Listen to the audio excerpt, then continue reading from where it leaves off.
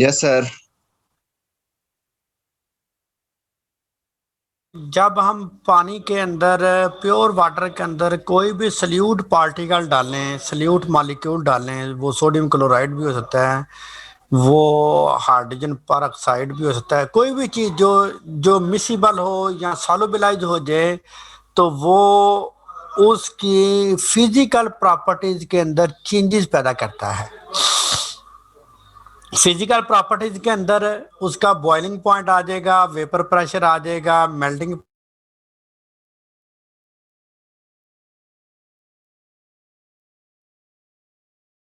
हो जाएंगी। इसके बारे में मैं ये कहूँगा, सिर्फ एक एग्जांपल दूंगा और आज का लेक्चर अब हमारा शॉर्ट सा होगा। इसके अंदर अगर ये हम देखें, ये जस्ट एज एग्जांपल है। ये बीकर आपको नज़र आ रहा होगा, इसी में ब्लू कलर के स्पॉट बने हुए हैं, बॉल लाइक स्ट्रक्चर बने हुए हैं। तो ये आप एज्यूम करें कि ये वाटर मॉलिक्यूल हैं। वाटर मॉलिक्यूल का मतलब ये है कि इसके नीचे भी हाइड्रोजन बॉन्डिंग है, इसकी साइड पे भी हाइड्रोजन बॉन्डिंग है, इधर भी हाइड्रोजन बॉन्डिंग है, इधर भी हाइड्रोजन बॉन्डिंग है। तो ये हाइड्रोजन बॉन्डिंग की वजह से घिरे हुए हैं। इसका मतलब है इसके अंदर हाइड्रोजन बॉन्डिंग सिर्फ है बिटवीन दी वाटर मॉलिक्यूल। अगर हम इसके अंदर कुछ और चीजें ऐड कर दें, मिसाल के तौर पर सोडियम क्लोराइड ऐड कर दें, पोटाशियम करेंगे कि आपस में हाइड्रोजन बॉन्डिंग बना इंक्रीज कर देंगे कि इसके दरमियान में भी कुछ हाइड्रोजन बॉन्डिंग होंगी, इसके दरमियान में भी, इसके दरमियान भी। नेट जो फोर्स ऑफ अट्रैक्शन है ना बिटवीन द मॉलिक्यूल, वो इंक्रीज कर देंगे। जब फोर्स ऑफ अट्रैक्शन इंक्रीज कर देंगे तो इन मॉलिक्यूल को बॉयल करना आसान नहीं होगा, क्योंकि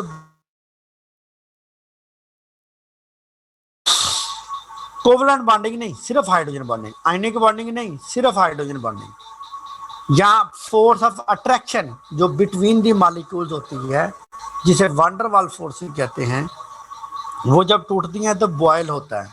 तो अगर net force of attraction between the molecule increase कर दी जाए किसी भी वजह से, तो वो इतनी जल्दी मॉलिक्यूलों को बिखरने नहीं देती।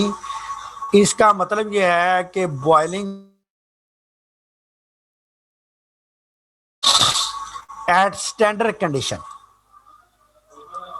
अगर वो बॉयल नहीं कर सकता तो इसका मतलब है उसको फ्रीज करना भी मुश्किल है,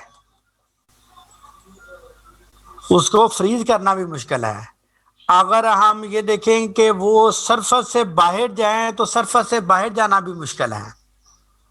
इसकी एग्जांपल आप लोग घरों में कर सकते हैं कि एक प्योर पानी लें, उसको आप फ्रीज करें, डाल दें, एक में ज़्यादा डाल दें, तो आप देखेंगे कि आप ऑब्जर्व कर लेंगे कि कौन सा प्योर वाटर पहले फ्रीज होता है, दूसरा वाटर पहले फ्रीज होता है, या ज़्यादा कंसंट्रेशन सल्यूट वाला वाटर पहले फ्रीज होता है। तो ये जो प्रॉपर्टीज में तब्दीली आती है, वाटर की प्रॉपर्टीज में तब्दीली आते हैं, उसको कहते हैं the effect of physical properties of the water molecule, that is known as colligative properties of water। कि वाटर अपनी खसूसियात तब्दील कर लेता है by with respect of other solute particle. ये जो प्रॉपर्टीज है इसकी वजह से हमारी हेल्थ पे बहुत अच्छा इफेक्ट होता है, लाइफ सस्टेन करती है। आपने ऑस्मोसिस पढ़ा होगा कि ऑस्मोसिस के अंदर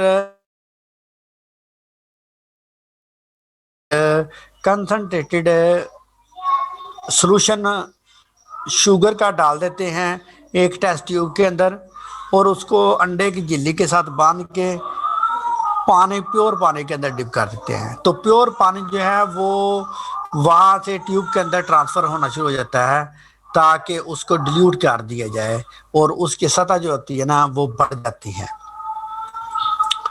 ये ऑस्मोसिस है। इसका मतलब है एक तो ज्यादा हो रहे हैं, जिस तरफ ज्यादा हो जाएं उसको हाइपोटोनिक प्रेशर कहते हैं, और जिस तरफ वाटर के मॉलिक्यूल कम हो जाएं उसको हाइपोटोनिक प्रेशर कहते हैं।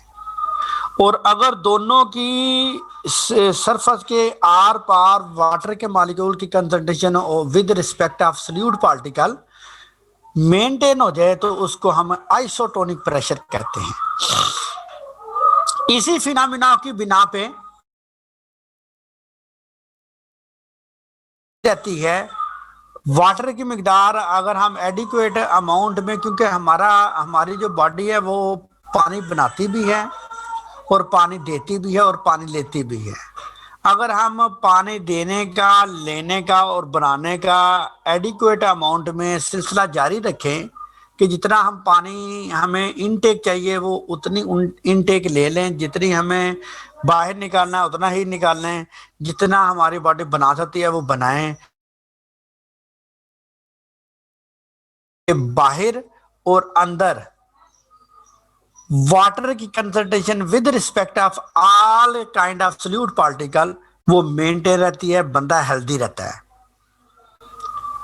और अगर ये कंसंट्रेशन डिफरेंट हो जाए तो मिसाल के तौर पर अगर आप देखें शुगर के जो पेशेंट होते हैं उसमें खून की नालियों में ग्लूकोज की मिकदार बढ़ना शुरू हो जाती है। जब खून की नालियों में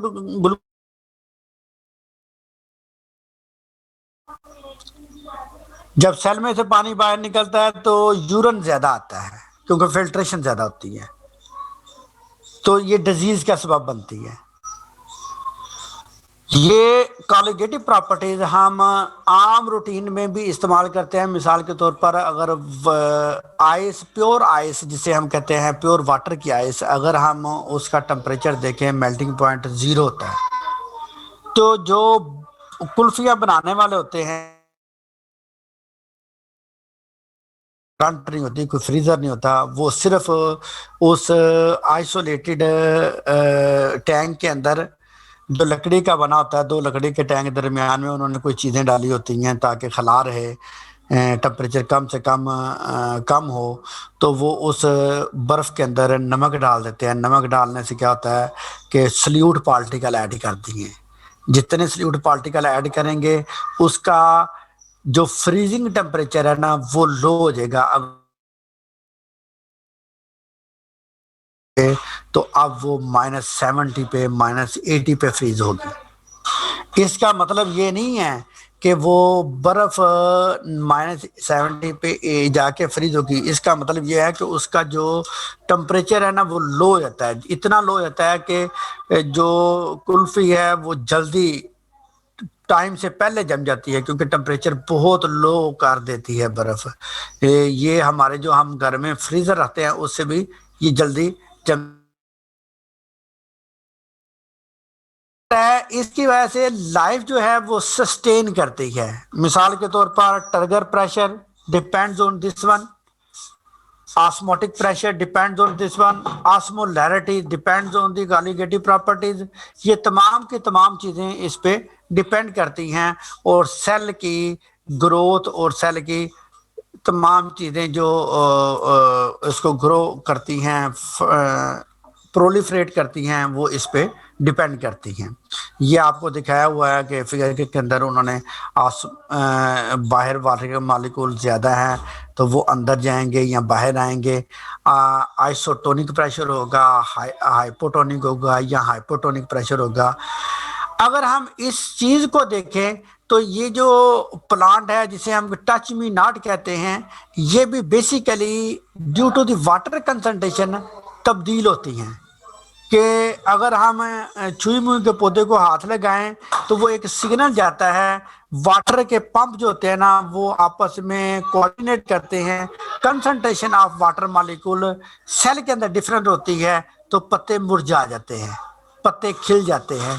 पत्तों का खिलना, पत्तों का मुरझाना, ये no doubt that is also depends on the signalling pathway within the cell molecule, cell of the plants, but also depends on the concentration of the water molecule along with other solute particle like potassium, sodium chloride, potassium chloride and other protein molecules. अगर हम ये जो इनमें digestion का अमल होता है, जो digest करते हैं पौधे प्रोटीन लेते हैं, तो कोई भी हशरात का अगर इनके ऊपर आए तो वो इनको घेर लेते हैं, क्योंकि सिग्नल जाता है और वाटर की कंसंट्रेशन सेल से बाहर और अंदर डिफरेंट होती है, तो वो पत्ता जो है वो उस चीज को घेर लेता है, जैसा कि ये इस तस्वीर में मिमोसा प्लांट के लिए दिखाया हुआ है, जो फ्लाई ट्रैप करता है। जो स्विमिंग का पौधा है, टच मी नॉट पौधा है, उसके भी जो पत्ते मुरझाते हैं, खिलते हैं, ये भी वाटर की कंसंट्रेशन के ऊपर डिपेंड करते हैं। तो हमारी जिंदगी चाहे वो एनिमल की है चाहे वो प्लांट्स की है, that depends on the colligative properties of the water. That's why water is very important for the life, within the life or outside of the life। ठीक है बच्चों, यहां तक हमने करना था। आप लोग इंशाल्लाह ठीक है बच्चों, यहां तक आप एक दफा पढ़ लीजिएगा। इसके अंदर जो भी क्वेश्चन है आप अभी पूछना चाहते हैं अभी पूछ लें, बाद में पूछना चाहते हैं बाद में पूछ लें, क्योंकि जो उसके बाद केमिकल प्रॉपर्टीज की तरफ जाएंगे तो वो सबसे पहले हम ये आयोनाइजेशन ऑफ वाटर शुरू करेंगे और उसके बाद इसके अदर प्रॉपर्टीज की तरफ जाएंगे। यहाँ तक फिजिकल प्रॉपर्टी जो होती है ना वो कंप्लीट हो जाएंगी वाटर की। जी बच्चों, कोई क्वेश्चन? Yes sir. जी सर, ये क्वालिटेटिव प्रॉपर्टीज जो होती हैं है ना? जी जी बिल्कुल। मॉलिक्यूलर मास पे तो नहीं है, नंबर ऑफ पार्टिकल पे। तो सर और नंबर ऑफ अगर हम सल्यूट हम ज्यादा ऐड करते हैं तो डिप्रेशन ज्यादा हो जाती है और एलिवेशन ज्यादा हो जाती है, तो सर उसमें भी तो क्या नाम है उसका मास का डिपेंडेंस है ना? बच्चे मेरी बात सुन लें कि मास अगर एक मॉलिक्यूल बड़ा हो जाए ना, ये बेसिकली डिपेंडेंट है कि उसने कितनी फोर्स ऑफ अट्रैक्शन बनानी है। आप एक बहुत बड़ा मॉलिक्यूल डाल दें, वो फोर्स ऑफ अट्रैक्शन बना ही ना सके दूसरे वाटर के मॉलिक्यूल के साथ। जब तक फोर्स ऑफ अट्रैक्शन नहीं बननी तब तक there is no effect of.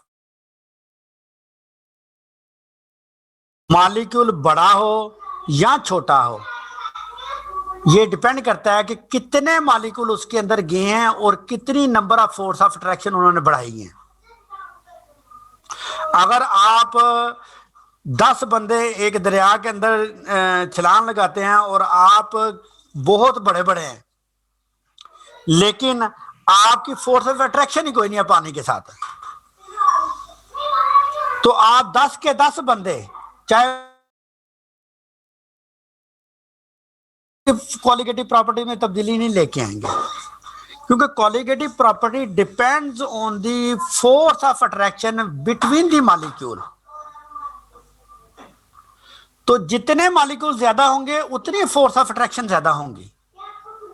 हाँ, अगर बड़ा मॉलिक्यूल है और उसमें अहलियत है कि वो फोर्स ऑफ अट्रैक्शन ज्यादा बना सकता है एक छोटे मॉलिक्यूल की निस्बत, तो उसका ज्यादा इफेक्ट होगा। लेकिन ये वही बात आ जाएगी, तो 2 ऐड करें 3 ऐड करें, तो ये भी क्वालिटेटिव प्रॉपर्टी डिपेंड करेगी नंबर ऑफ मॉलिक्यूल्स पे। इसलिए हम ज्यादातर यूज करते हैं qualitative property depends on the number of molecules. बात समझेगी बच्चे ने? Sir number of molecules. जी जी सर, एक और सवाल सर, ये जो फ्रीजिंग पॉइंट है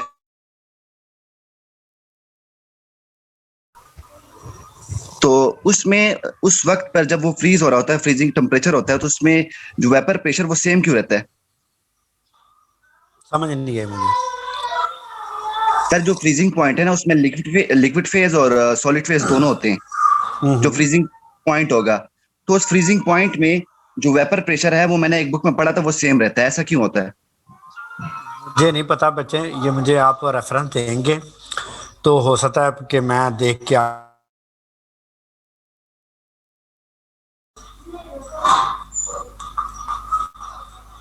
ठीक है ठीक है ना। सर। हाँ कोई जी जी मसला सर। नहीं है बच्चे, हम देख लेंगे। तो बस क्योंकि बेसिकली हम तो बायोकेमिस्ट है ना, हमने तो जो प्रॉपर्टीज पढ़नी है वो बायोकेमिस्ट्री के लिहाज से पढ़नी है। Yes sir. तो उसके लिए आप जहन में रखें बच्चे, एक सिंपल सा ट्रिक जहन में रखें कि अगर एक मॉलिक्यूल की फोर्स ऑफ अट्रैक्शन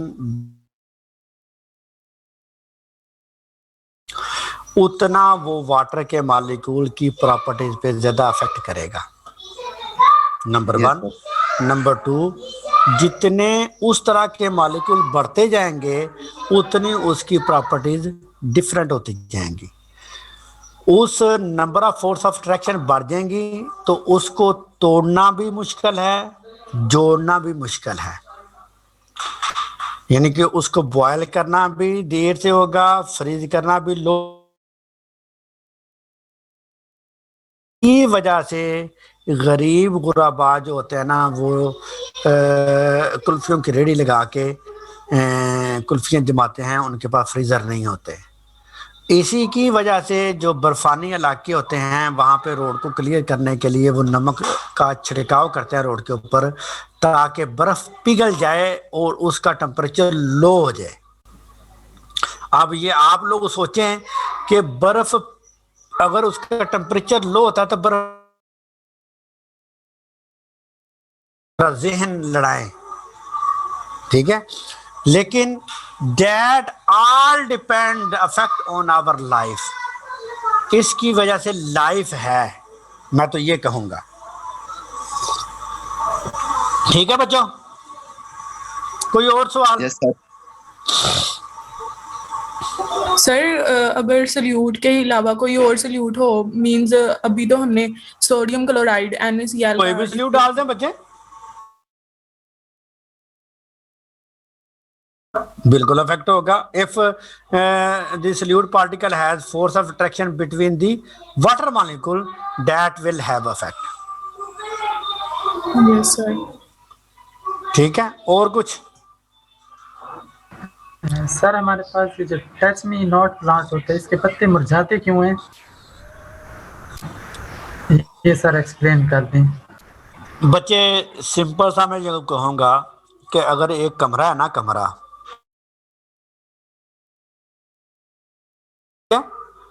अगर सेल के ऊपर आप जब पार्ट 2 में जाएंगे ना तो आपको ये वाटर चैनल भी पढ़ाएंगे।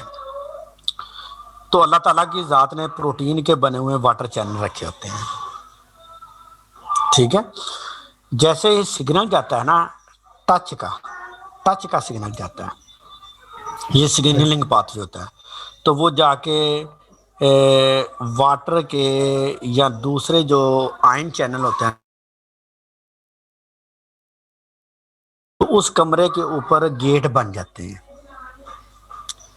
अब जैसे ही वो टच करता है तो कुछ सेल मुरझा जाते हैं, मुरझाने की वजह से वो बंद होते हैं, सरफेस को कम कर देते हैं।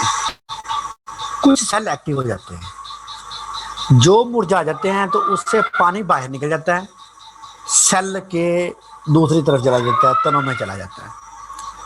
ये सिंपल से तरीके से समझा रहा हूं। तो वो पत्ता मुरझा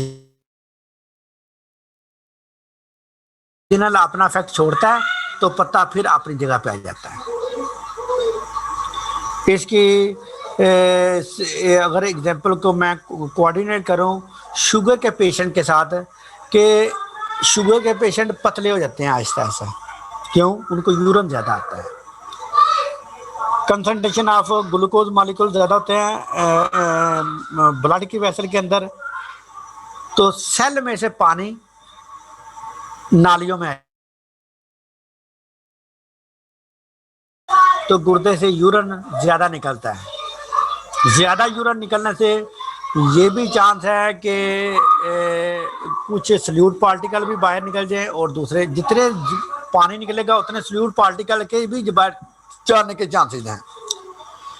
तो इसकी वजह से बंदा कमजोर होना शुरू हो जाता है अगर उसका इलाज ना किया जाए और गुर्दों पे अफेक्ट पड़ता है। इसी तरह ये जो टच मी नॉट है ना, ये अल्लाह ताला ने उसमें सेंस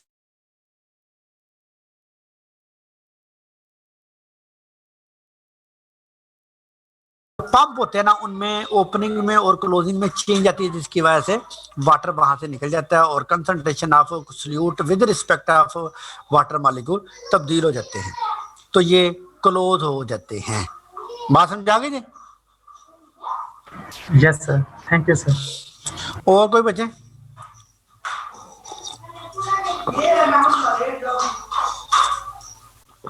चलें बच्चों, यहां तक आप लोग पढ़ लें, फिर भी बाद में कोई क्वेश्चन तो इंशाल्लाह उसको भी हम हल करने की कोशिश करेंगे। जो जो जहन में सवाल होता है वो डिस्कस किया करें विदाउट एनी हेजिटेशन, तो हम उसको जहां तक पॉसिबल है उसके हम उनको डिस्कस कर लिया करेंगे। ओके, आपको वीकेंड में मैंने डिस्टर्ब किया। Have a nice weekend.